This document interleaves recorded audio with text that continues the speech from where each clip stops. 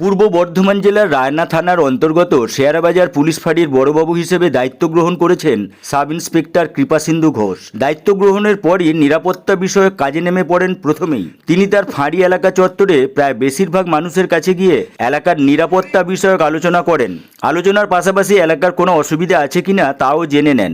পাশাপাশি এই এলাকায় যে সমস্ত ব্যাংক প্রতিষ্ঠান, পেট্রোল পাম্প, সোনার দোকান, CFC counter, ATM, CSP counter এবং বড় অঙ্কের টাকার লেনদেন হয় এমন ব্যবসায়িক প্রতিষ্ঠানেও যাচ্ছেন তিনি। প্রত্যেকটা দোকানে গিয়ে দোকানের মালিক এবং দায়িত্বে থাকা ব্যক্তিদের সঙ্গে কথা বলে নিরাপত্তার বিষয় নিয়ে আলোচনা করেন। হঠাৎ কোনো অপ্রীতিকর ঘটনা ঘটলে বা ঘটার আগে কোনোভাবে জানতে পারলে এবং সন্দেহভাজন কোনো ব্যক্তি নজরে আসলে যেন অতি সত্বর ফাঁড়ির এবং রায়না থানার বড়বাবুর সঙ্গে যোগাযোগ করা হয়, এমনটাই জানালেন শেয়ারাবাজার পুলিশ ফাঁড়ির ওসি কৃপাসিন্ধু ঘোষ।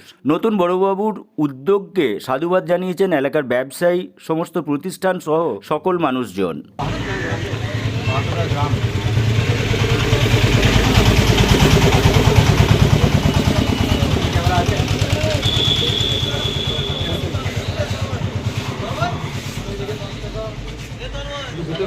হ্যাঁ, বাইরে দরকার নেই।